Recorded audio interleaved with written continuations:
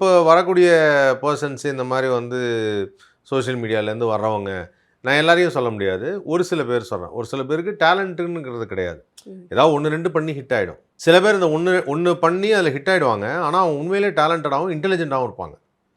அதில சில எக்ஸாம்பிள்ஸ்லாம் இருக்குன்னு வச்சுக்கங்களேன். சில பேர் இப்போ கூமாப்பட்டி எடுத்துட்டோம்னு வச்சுக்கங்க. ஆமா. கூமாப்பட்டி வந்து எல்லாரும் என்ன நெனச்சிட்டு இருக்காங்கன்னா, சும்மா ஒரே ஒரு ரீல் போட்டு ஃபெமிலியர் ஆயிட்டாங்க.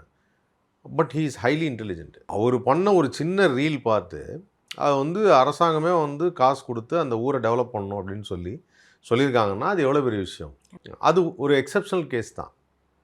அது மாரி நெறைய பேர் இருக்கிறாங்க. ம். ஸோ ஆனா சில பேர் என்னன்னா, ஏதாவது ஒண்ணு பண்ணுவாங்க, ஹிட் ஆகும். ஆனா அவங்களுக்கு வேற டேலண்ட் இருக்கா? வேற ஏதாவது ஒண்ணு பண்ணுவாங்களான்னா தெரியாது. அவங்கள உள்ள கொண்டு வரும்போது என்ன ஆகும் அப்படின்னா, அவங்க மத்தவங்களோட காம்பீட் பண்ணும்போது, நம்ம அவங்களுக்கு ஈக்குவலா ஏதாவது பண்ணணும்னு நெனைப்பாங்க. அப்படி பண்ணணும்னு நெனைக்கும்போது வரக்கூடிய பிரச்சனை தான் அது. ஓகே. அப்படி பண்ணணும்னு நினைக்கும்போது சில பேர் டேலண்ட் இருக்கும். இவர் வந்து ஏதாவது ஒண்ணு பண்ணி நம்மளும் அந்த மத்தவங்க மாரி பப்ளிக் ஃபோரம்ல வந்துரணுங்கிறதுக்காக ஒண்ணு பண்ணுவாங்கல்ல. அந்த மாரி ஒரு விஷயத்த தான் திவாகர் பண்ணது.